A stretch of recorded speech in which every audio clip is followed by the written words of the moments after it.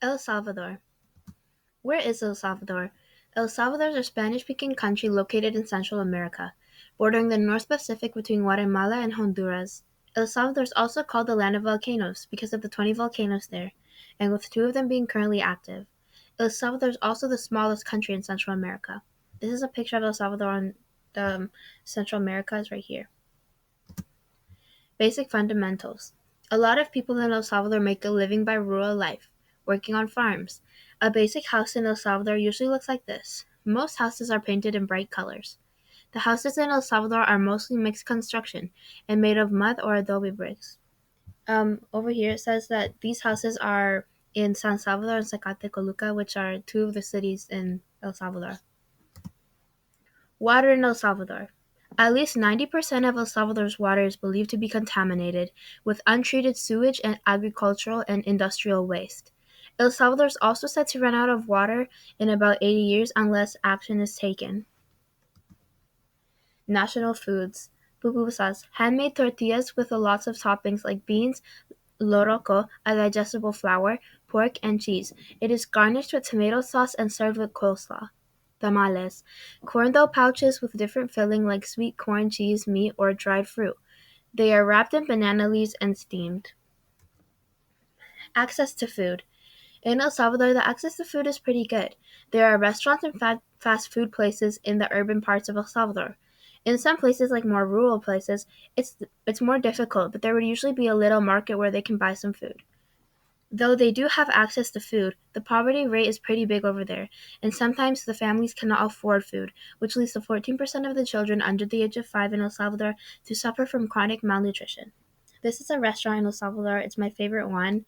It's called Pollo Campero. It's basically like the McDonald's in El Salvador. Education. Education is only free until the 9th grade. Only 82% of children attend. 6% of Salvadoran children have never gone to school.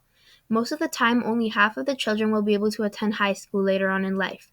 33% of the children that attend secondary school are actually older than they are supposed to be. For example, when my mother attended the 4th grade in El Salvador, she was 14 years old at the time. Government. The current president of El Salvador is Nayib Armando Bukele Ortez. Currently, he is doing a good job, but the government in El Salvador is still not stable due to the very high crime rates. But many El Salvadorans have high hopes for him. The type of government they have in El Salvador is representative democratic republic. Family life. In El Salvador, the average household size is 3.6 per household. The main language spoken in El Salvador is Spanish, and the main religion is Christianity. The average income in El Salvador per month is 2,154 Canadian dollars. This is a picture of my family in El Salvador. That's me right there. Social justice crisis. In El Salvador, the crime rates are very high. In 2020, El Salvador was the country with the highest homicide rates in the world per 100,000, and it is also considered one of the most dangerous countries in the world. El Salvador is also known for having so many gangs. There are about 25,000 gang members and 9,000 more in prison in El Salvador. In El Salvador, there's about 3 murders per day, so when there are 0 some days, everyone is quite happy. In El Salvador at night, you should also never go walking on the streets because you have a very high possibility of being taken by one of the gangs. El Salvador also has very low levels of economic growth, and 34% of the population live in extreme poverty. Also, the police there, this is a picture here, they have to wear masks to conceal their identity in case any of the gang members, I guess, kind of like avenge their other gang members, and they try to like basically kill the families of the police that arrested them, so they have to wear masks to protect themselves. Environmental problems.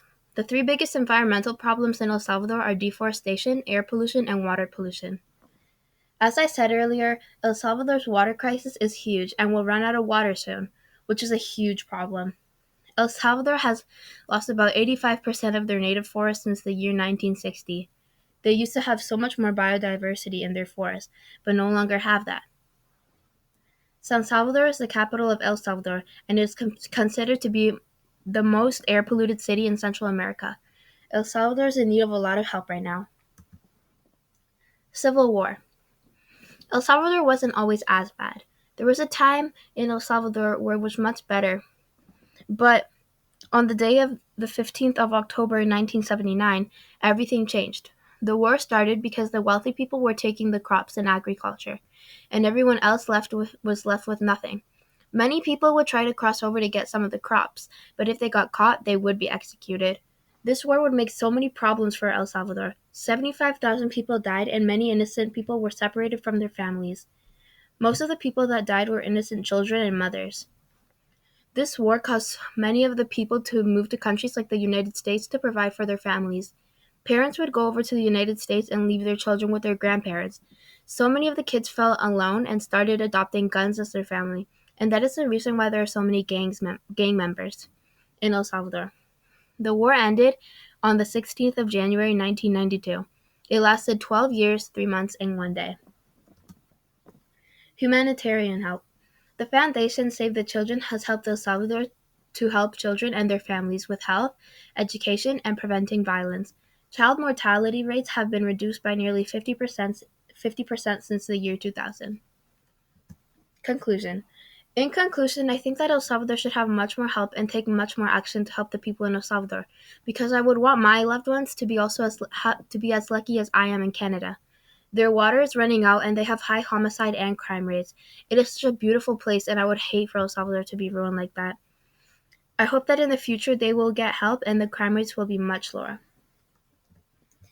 Thank you. And this is pictures of El Salvador and my dog. Okay.